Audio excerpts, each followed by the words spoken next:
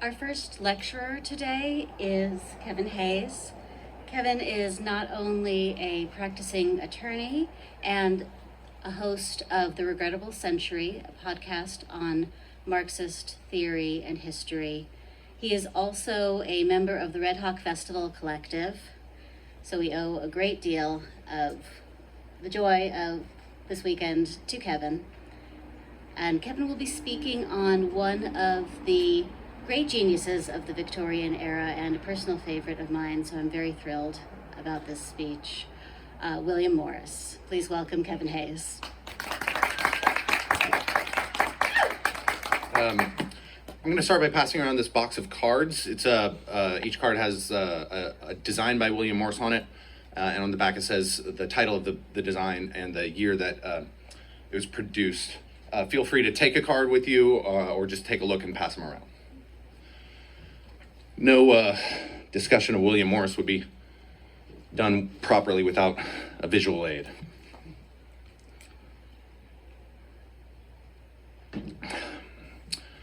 Apart from the desire to produce beautiful things, the leading passion of my life has been and is hatred of modern civilization. Those are the words of William Morris in his essay, How I Became a Socialist, that he wrote at the end of his life. Morris was a prolific artist, activist, and writer who pioneered, at least for the modern English-speaking world, the breadth of my own personal values and interests, as well as those on display here at Cascadian Midsummer. William Morris was a man of broad and comprehensive knowledge and accomplishment. As a designer, Morris was a seminal inspiration for the arts and crafts movement. The arts and crafts movement swept through the English-speaking world, standing for traditional craftsmanship, using medieval, romantic, and folk styles of decoration, and centered emulation of flora and fauna. Morris was also among the earliest identifiable environmentalists. He also sought to repair and preserve ancient buildings as cultural heritage. Most importantly, from Morris's own perspective, he was a passionate socialist. Near the end of his life, when someone sought his permission to write his biography, Morris agreed on the condition that the author would acknowledge and prominently feature his socialist views. Toward the end of his life, he founded the Kelmscott Press and produced original works that are the first pieces of literature to be recognizably fantasy novels. J.R.R. Tolkien discovered Morris's translations in his teens, and when he was 22, he revealed in a letter to his sweetheart Edith, quote, amongst other work, I'm trying to turn one of the short stories of the Finnish Kalevala into a short story somewhat on the lines of Morris's romances, with chunks of poetry in between. In 1960, Tolkien noted that The Lord of the Rings, quote, owes something to his experiences in World War II, but they owe more to William Morris and his The House of the Wolfings, or The Roots of the Mountains. If you want to know more about the writers of Rohan, you can read The Roots of the Mountains. William Morris was brought up in a prosperous bourgeois family. When Morris came of age, he inherited a substantial sum. William Morris's passion for medievalism and romance was evident throughout his life. Even in his early years at Marlborough and Oxford, he showed a deep appreciation for the beauty and history of the Middle Ages. Despite being seen as eccentric, Morris was self-sufficient and keenly observant, with a remarkable eye for detail. In 1853, Morris went to Exeter College at the University of Oxford, where he met Edward Jones, later known as Burne-Jones, who became his lifelong friend. Both Morris and Jones became deeply affected by the Oxford movement within the Church of England, and they had initially intended to become clergymen. At Oxford, Morris displayed great physical strength, enjoyed activities like fencing and single stick. His medieval studies, particularly in architecture and illuminated manuscripts, showcased his attention to detail and ability to make confident judgments. Morris reconsidered the priesthood after discovering the writings of John Ruskin, Thomas Carlyle, and Charles Kingsley. Charles Kingsley was a broad church priest of the Church of England, a university professor and social reformer, historian, novelist, and a poet. It was his Christian socialism that influenced Morris. Thomas Carlyle's book, Past and Present, was a blistering attack on the morality of industrial capitalism, contrasted with an idealized picture of monastic life in the 12th century. In particular, however, it was the writings of art critic John Ruskin on the social and moral basis of architecture that came to Morris, quote, with the force of a revelation. Morris, Burne-Jones, and other enthusiastic young men at Oxford called themselves the Brotherhood, influenced by the Pre-Raphaelite Brotherhood. The Pre-Raphaelites sought a return. It was an artistic movement that sought a return to the abundant detail, intense colors, and complex compositions in art. They associated their work with the thinking of John Ruskin. It was the brotherhood of dedicated artists and bohemians that Morris developed a rejection of the accepted values and ambitions of his social class. Still, his inherited wealth, status, and education provided him with the guarantee that he would nonetheless suffer no financial hardship. After getting his degree in 1856, Morris, along with his friend Philip Webb, trained at the office of a Gothic revivalist architect. In the same year, Morris co-founded with the Brotherhood the Oxford and Cambridge Magazine, a periodical magazine of essays, poems, reviews, and stories modeled on the periodical of the Pre-Raphaelites, the Germ. This is where Morris realized his talent for poetry. The Oxford and Cambridge Magazine changed the direction of the Pre-Raphaelite thinking to a more secular content. It had previously been focused on reviving medieval church art, with the intention of being more of an agent of social change rather than a vehicle for simply espousing specific aesthetic theories. It was in this publication that many of the poems first appeared, which in 1858 were reprinted in The Defense of Guinevere and other poems. These were romantic poems of medieval themes and stylings. Themes of heroism, courage, and the preservation of the ideals of chivalry are displayed throughout. Stylistically, the poems achieved an illusion of the appearance of movement, of life, with closely imagined details and the flat restraint of continuously moving rhythms, sometimes broken with an apparently casual roughness and careless awkwardness. At 25, Morris's text had made a distinctive contribution to the great Romantic tradition, a movement which was still one of protest and revolt against the society around him, even if, by that point in his life, it was starting to become tainted with a sense of hopelessness and narrow nostalgia for the past, for an idealized version of the past. The rebellion of other members of the Brotherhood could be seen to be receding into deflation. Instead of displacing the world they rebelled against, they resigned to merely creating small escapes from it. Nonetheless, Morris possessed the qualities of a fighter and refused to surrender to a world that he hated. In 1859, Morris married Jane Burden, and that ceremony was the occasion for one of the last gatherings of the Brotherhood.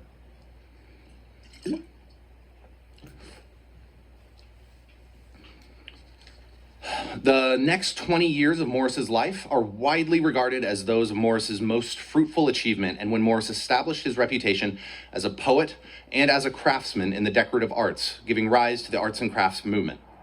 The building of the Red House, the development of Morris & Co., the writing of The Earthly Paradise and Sigurd the Volsung, the formation of Society for the Protection of Ancient Buildings, and his famous series of public lectures on art and society. All of these took place in this next 20-year period of his life.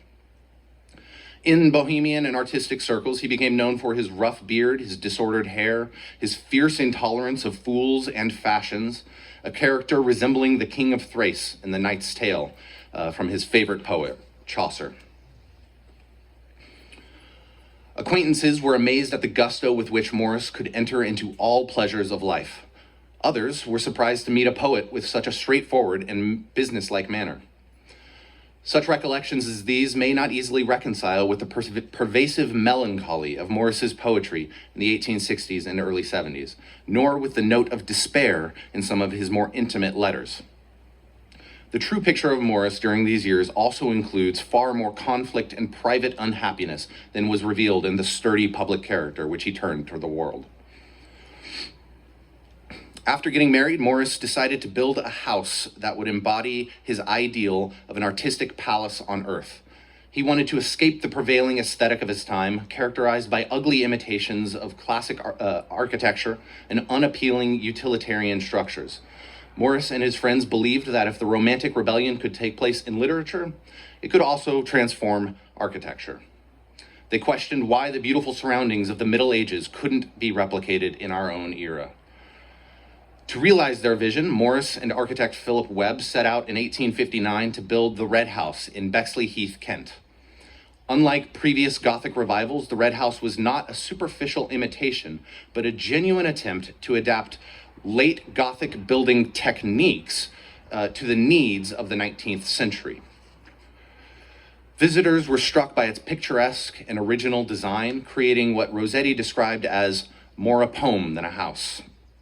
The interior of the Red House reflected simplicity and straightforwardness, while incorporating elements of rich decoration. The open roofs, tall brick hearth, and pale distemper on the walls conveyed a sense of essential simplicity. There were also touches of beauty, such as painted panels on cabinets and embroidered serge on the walls.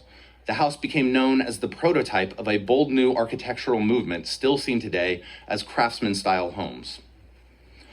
The furnishing of the Red House led to the formation of Morris, Marshall, Faulkner & Co., which lasted until 1875, at which point it became just Morris & Co., as Morris took sole proprietorship in the enterprise.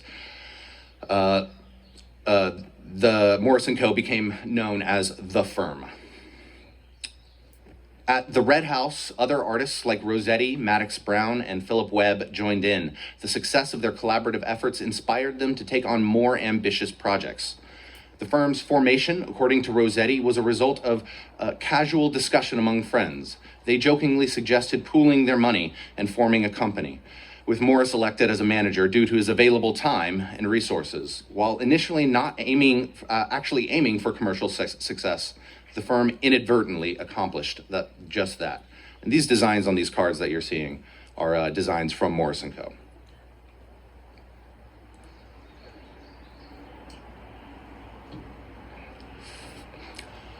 From then on, the public significance of the firm became paramount for Morris. It aimed to reform the decorative arts and challenge the prevailing Philistine tastes of the age. The firm sought to bring back simplicity, sincerity, good materials, sound workmanship, rich surface decoration, and simple forms inspired by medieval design. In the early years, the firm specialized in churches as clients, where little rivalry existed. As the firm expanded, however, it became the spearhead of the arts and crafts movement, challenging the fussy and pretentious in one field after another of decorative art.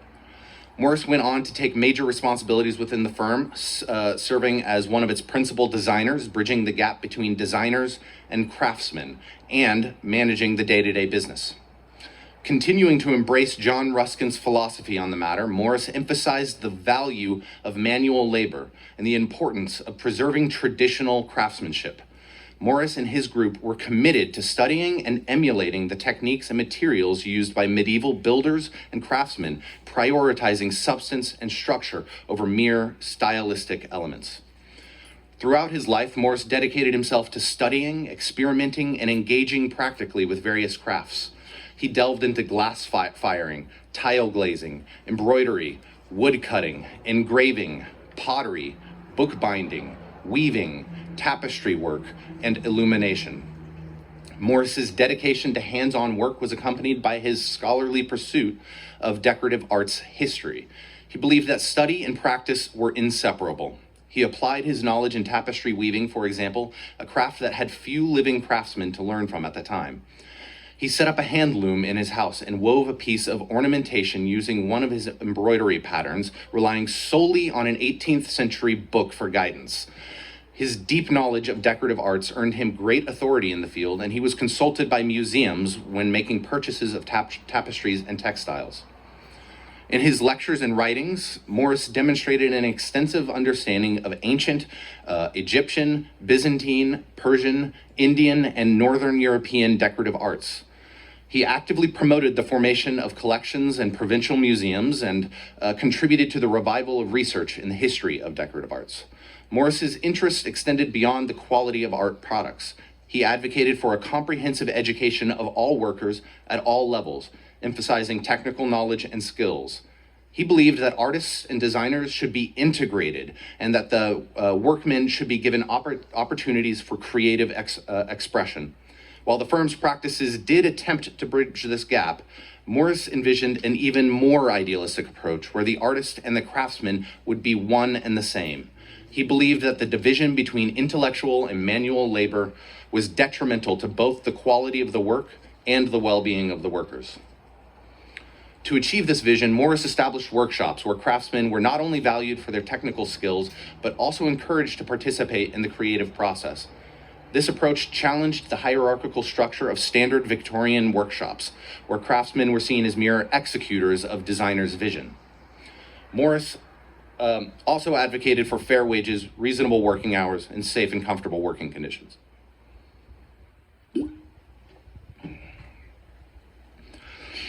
While Morris identified himself at this time as a designer, the publication of The Life and Death of Jason in 1867, followed by The Earthly Paradise in 1868 to 70, established him as a major poet and notable figure of the era. Morris, the late Romantic poet, is characterized by waves of aimless longing, nostalgia for the past, and dissatisfaction with the present, which dragged him towards despair. The middle years of Morris's life were marked by these sorts of internal conflicts.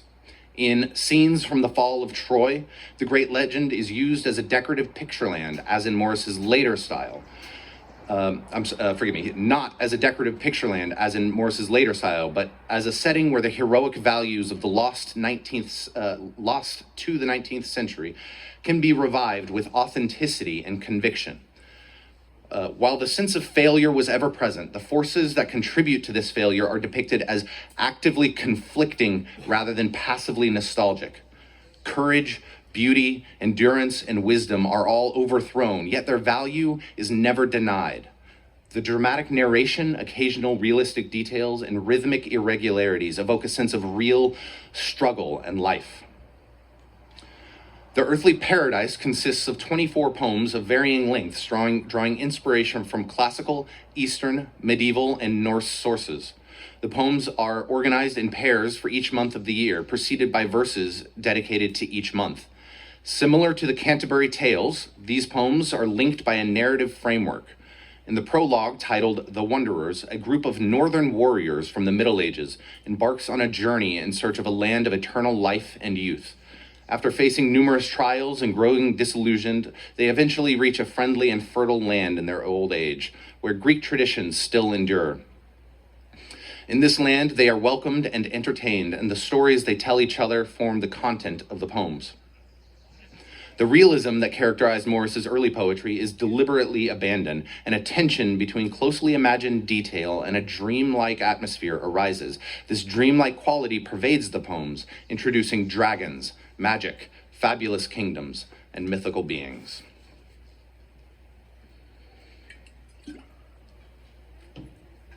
During the years between 1866 and 1876, it might have seemed as though Morris was in danger of forgetting the fervor of his early rebellion and being consumed by the comforts of his poetry and the work at his firm. In 1871, Morris surprised many by accepting a directorship on the board of a copper mining company, Devon Great Consols Company, which contributed to his income. He even attended board meetings in formal dress. Kelmscott Manor, a large farmhouse dating back to the time of Charles I, and its surroundings rekindled Morris's deep love for the earth and life itself. It was a beautiful and quaint house built in the Gothic style that was prevalent in that corner of the country until the mid-19th century. He cherished the house and its surroundings as a haven where he could escape from the pressures of city life and reconnect with the simplicity and beauty of nature. Kelmscott Manor remained an important place for Morris throughout his life, and it eventually became the final resting place for him when he died in 1896. In the 1860s, Morris had only a limited familiarity with the northern sagas through translations, and he didn't fully appreciate their heroic qualities. That changed in 1868 when he met Erik Magnusson, an Icelander. Morris started reading Icelandic 3 times a week with Magnusson. Morris attempted to incorporate his newfound knowledge in his work, particularly in The Lovers of Gudrun, one of the tales in The Earthly Paradise. The poem was based on the Laxdala saga. The poem showcased a note of passion and emphasized action over mood, and Morris considered it his most successful work to date at that point. In 1869, Morris and Magnuson published the translations of the saga Gunnlaug Wormtongue and the story of Grettir the Strong. That summer, Morris encountered the Volsunga saga for the first time, which had been translated by Magnuson. After reading it, he became greatly excited and started working on a prose translation himself. He described the saga as the grandest tale that ever was told. He agrees. And he was captivated by its profound and touching scenes, particularly the last encounter between Sigurd and the despairing Brunhild. His impressions of Iceland were reinforced by his visits in 1871 and 73. He marveled at the desolate beauty and the tales of brave men associated with each place. He recognized the solace that it offered, derived either from within oneself or from the old stories. During his second visit to Iceland in 73, Morris was struck by the contrast between the desolate scenery and his beloved Kelmscott Manor. The sense of longing to return and the feeling that a significant phase of his life had passed became prominent. The sagas influenced his poetic style and thematic choices, as well as his approach to storytelling. He began to infuse his own works with elements inspired by the sagas. Moreover, his love for Iceland and its sagas also played a significant role in his later endeavors. In the late 1870s, he became increasingly involved in Icelandic studies and Old Norse literature. He embarked on a monumental translation project aiming to translate the entire corpus of Icelandic sagas into English. His contributions to the field of Icelandic studies were substantial and highly regarded. In the 1870s, the literature of the North provided Morris with a new perspective with which to evaluate his own age. He found elements in the old Icelandic society that resonated with him, and he later articulated these ideas in a lecture to the socialists. In that lecture, he notes that the early settlers of Iceland had simple yet dignified manners. Unlike the feudal or hierarchical periods, manual labor was not considered disgraceful. The mythical heroes of Iceland were renowned for their skills as weaponsmiths, as much as for their fighting abilities. It was essential for a Northman to understand sailing a ship, and the oars on the longships were manned by the fighters themselves, not slaves. Chiefs could be found working in their hayfields, repairing gates, or sowing their crops. Some were expert house builders, while others specialized in shipbuilding. The chiefs would discuss their tasks for the day, such as killing a calf or fighting a Viking, and decide who would undertake each responsibility. Women also enjoyed a favorable position in Icelandic society, with married couples being fairly equal. There are stories of women divorcing their husbands due to insults or offenses. The qualities that attracted Morris to the Middle Ages, those that accentuated the shortcomings of his own time, heightened his appreciation for the Northern message of endurance and courage.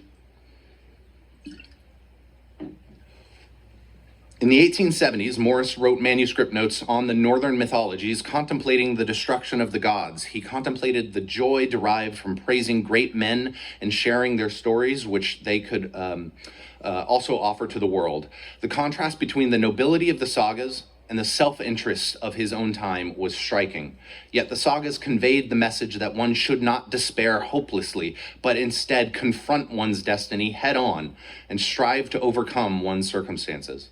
The myth of the destruction of the Northern gods also prepared Morris for the concept of a revolution in his own society.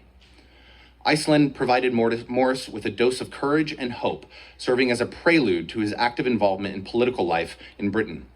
Inspired by the principles and values he found in Icelandic society, Morris began to channel his energies into advocating for social change and actively participating in socialist movements.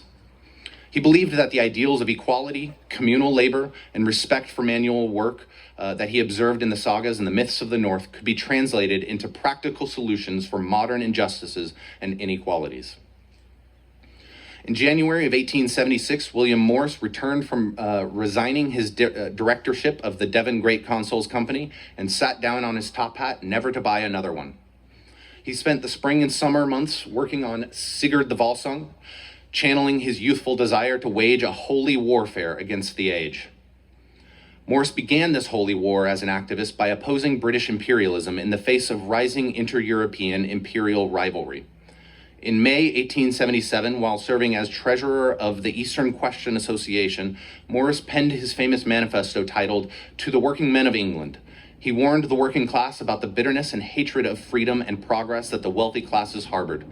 He criticized the leaders who advocated for war and questioned their motives, highlighting the interests of greedy stock gamblers, idle officers, and the Tory government. Morris urged the working class to reject an unjust war.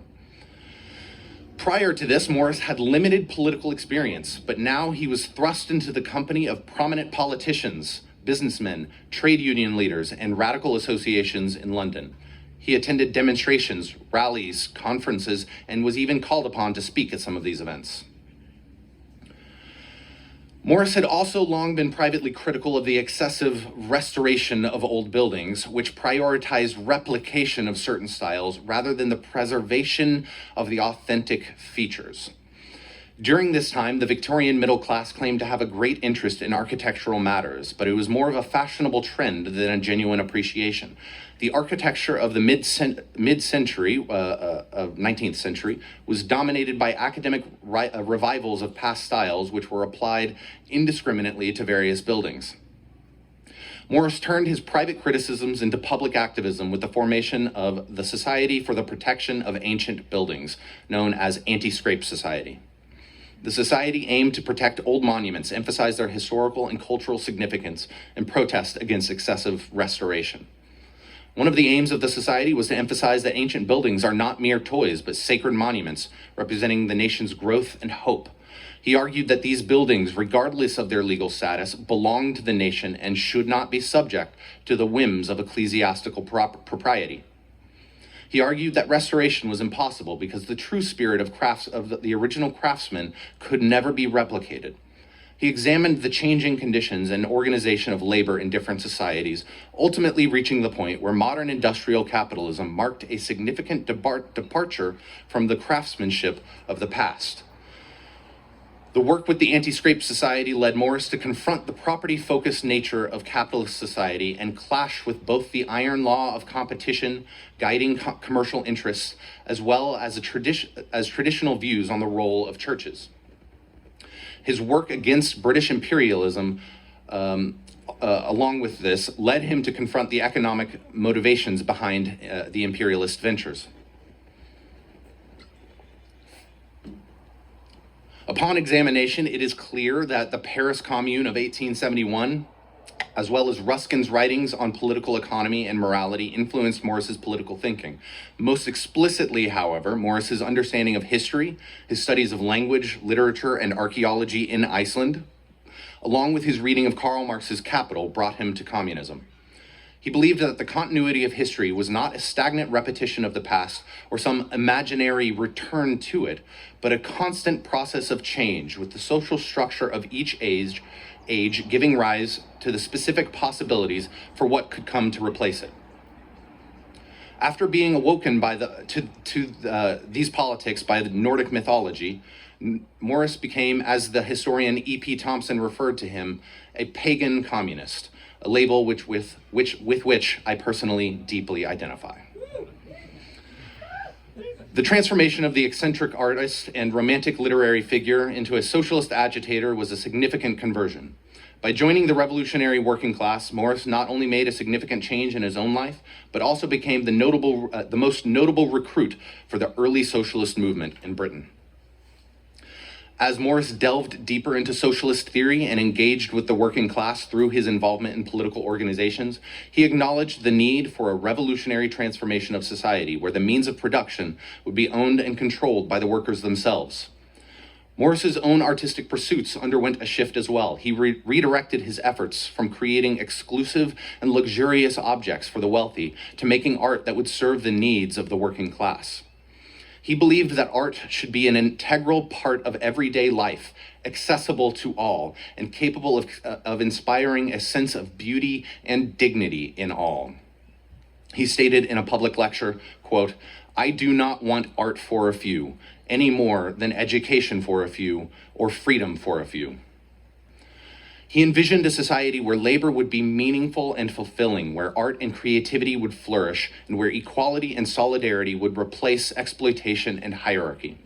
In his 1884 text, Art and Socialism, he wrote, "It is right and necessary that all men should have work to do which shall be worth doing, and be of itself pleasant to do, and which should be done under such conditions as would make it neither over-wearisome nor over-anxious. Nothing should be made by man's labor which is not worth making, or which must be made by labor degrading to the makers.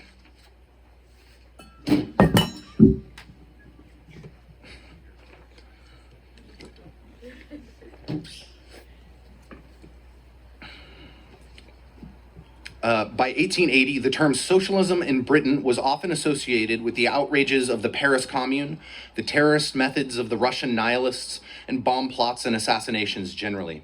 This negative view of socialism stemmed from the influence of European socialism, as a number of political refugees were living in London at the time, including Karl Marx and Friedrich Engels.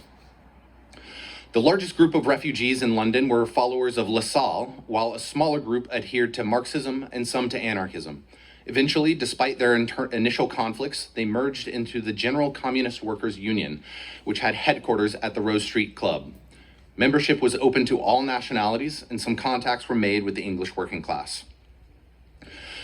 Morris, influenced by this circle, accepted an invitation to join the Social Democratic Federation, SDF, in 1883. At that time, the Federation was attempting to build itself as an alliance of radical clubs, but in the summer of '83, this approach faced opposition when it attempted to articulate a specific perspective with the pamphlet Socialism Made Plain.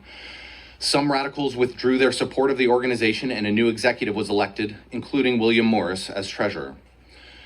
Morris's entry into the proletarian movement brought about a curious situation for him.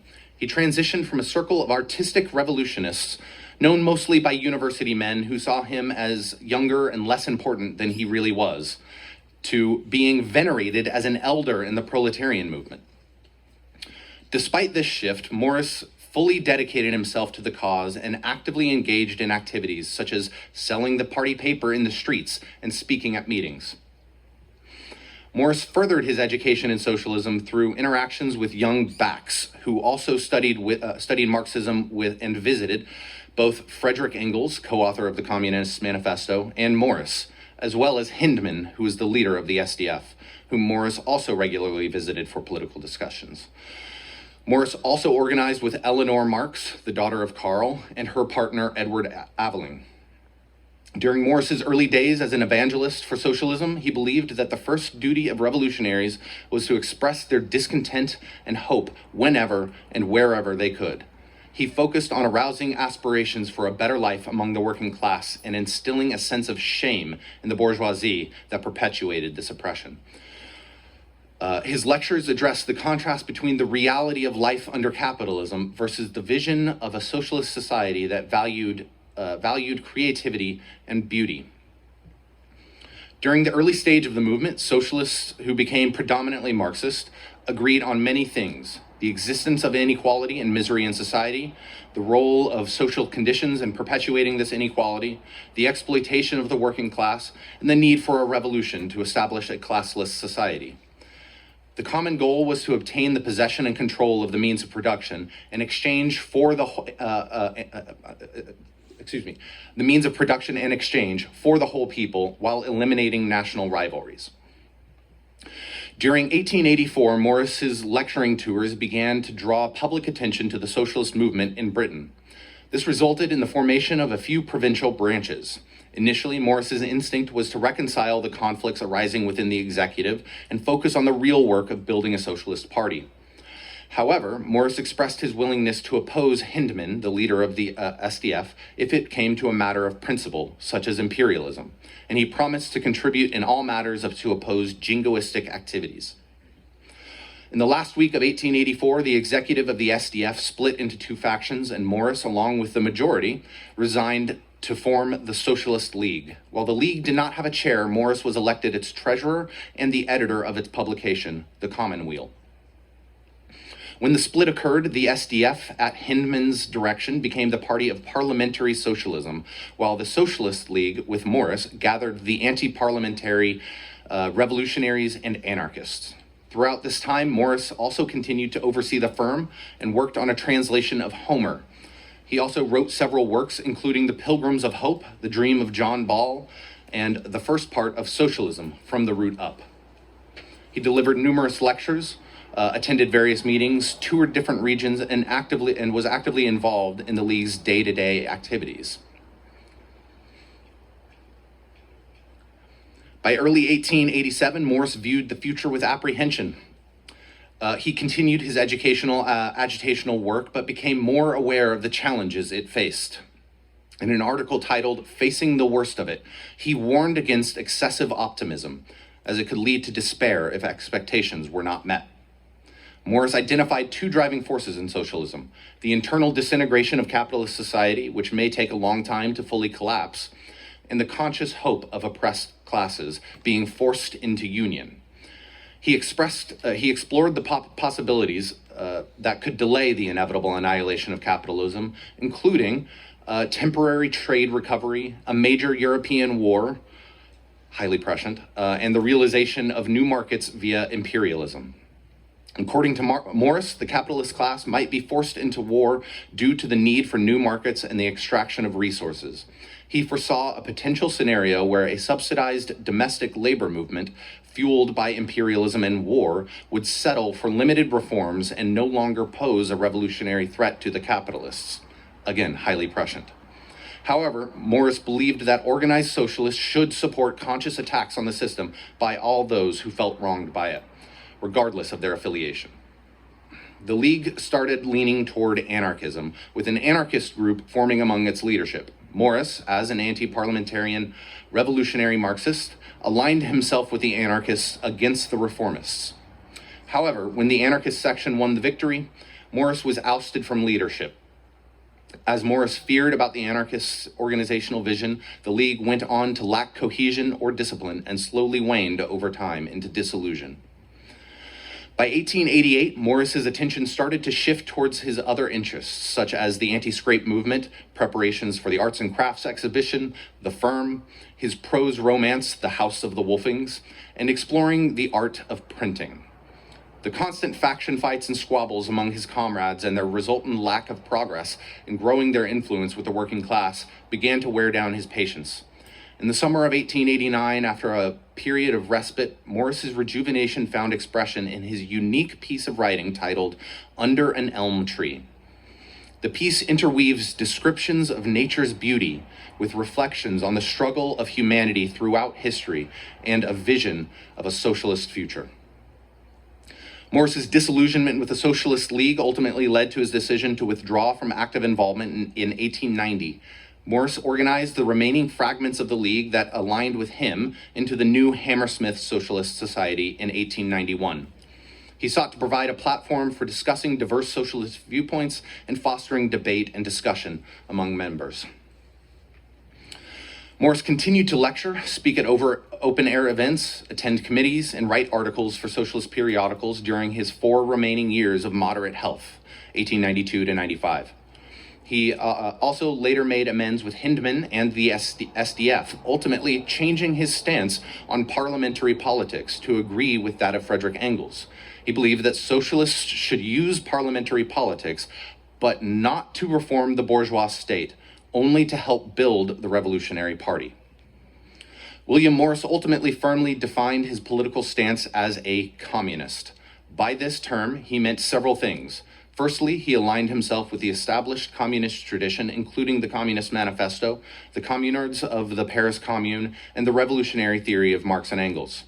Secondly, he sought to distance himself from various factions within the English socialist movement, such as the Fabians, anarchists, and the social democracy of Hindman, whom he suspected of opportunism and reformism.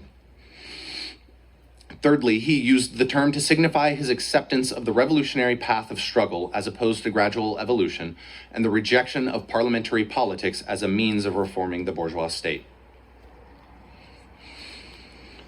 Morris continued to write with The Roots of the Mountains and The Story of the Glittering Plain being completed in 1889 and 1890, respectively. Both stories heavily influenced Tolkien's Lord of the Rings.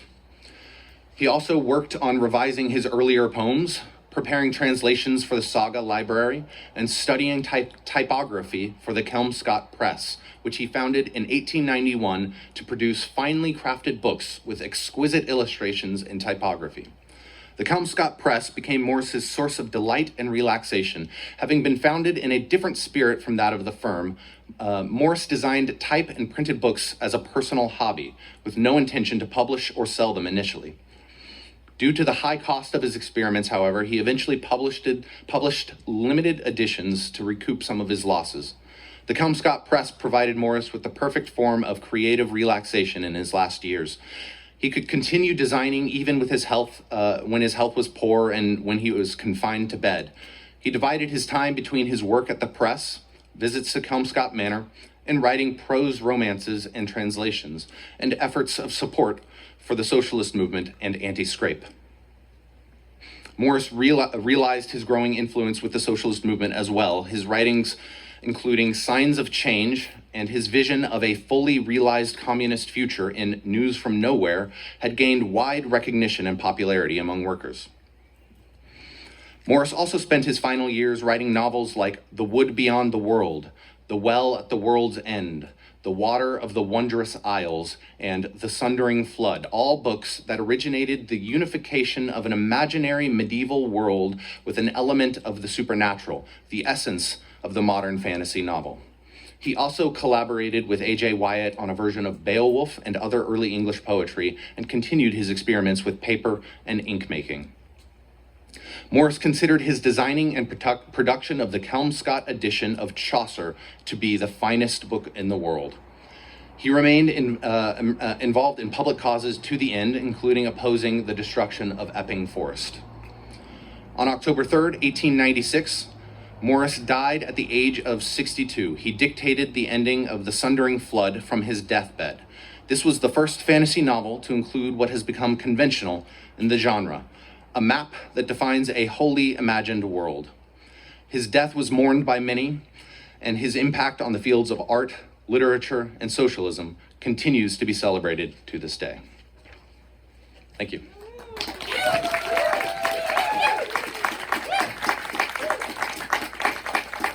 Before I finish up, Anne, could you come up here for a second?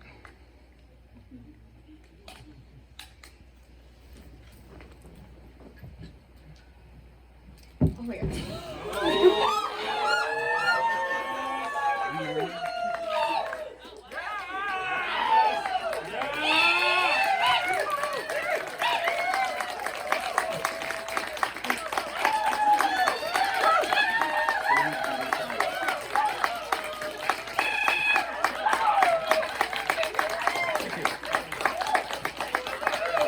That is all. How